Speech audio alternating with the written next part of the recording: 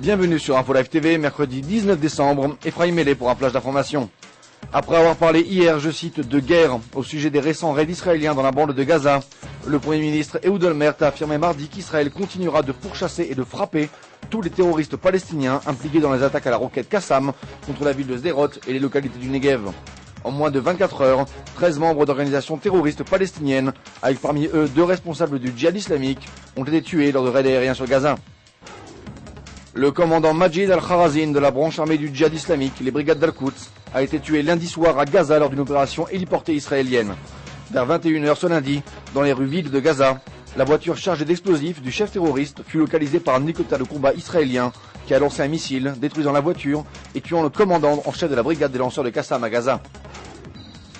6 soldats ont été traités en état de choc hier soir après qu'une nouvelle roquette Qassam se soit abattue sur la base d'entraînement militaire de Zikim. La base de Zikim avait déjà subi une sérieuse attaque à la roquette ces derniers mois, dans laquelle 60 soldats avaient été blessés. Un amendement passé ce mardi va permettre aux soldats israéliens souffrant de traumatisme psychologique d'après-combat d'être reconnus en tant que tels et de recevoir une pension d'incapacité de la part du ministère de la Défense. Cette nouvelle proposition de loi a été mise en avant par la députée Zahava Galon. De nombreux cas de stress post-traumatique ont été révélés parmi les soldats après la guerre du Liban. Plus de 2 millions de musulmans en provenance du monde entier se sont rassemblés mardi autour du mont Arafat, près de la Mecque en Arabie Saoudite, à l'occasion du pèlerinage annuel vers le lieu saint de l'islam. Parmi les pèlerins cette année, à noter la présence du président iranien Mahmoud Ahmadinejad, invité par le roi Abdallah et qui est désormais le premier président de la République islamique d'Iran à prendre part au pèlerinage. Votre programme sur Info Live TV aujourd'hui, c'est aussi un reportage sur les récents raids israéliens dans la bande de Gaza. Retrouvez aussi l'interview exclusive de Noam Shalit, le père de Gilad, enlevé par le Hamas. Enfin, découvrez aussi un reportage sur la dernière livraison russe de combustible nucléaire à l'Iran. Merci de nous avoir suivis sur Info Live TV. Bonne journée à tous.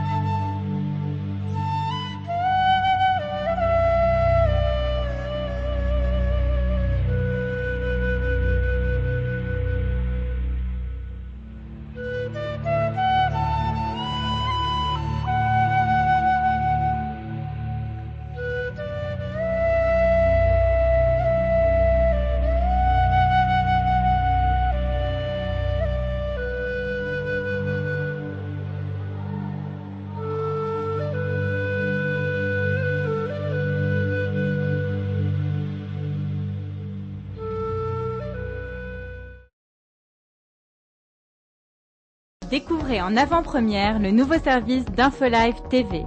Recevez gratuitement chaque jour, en vidéo, les informations d'Israël et du Proche-Orient sur votre mobile. Pour vous abonner, entrez sur notre site www.infolive.tv et cliquez sur la bannière Service téléphone mobile.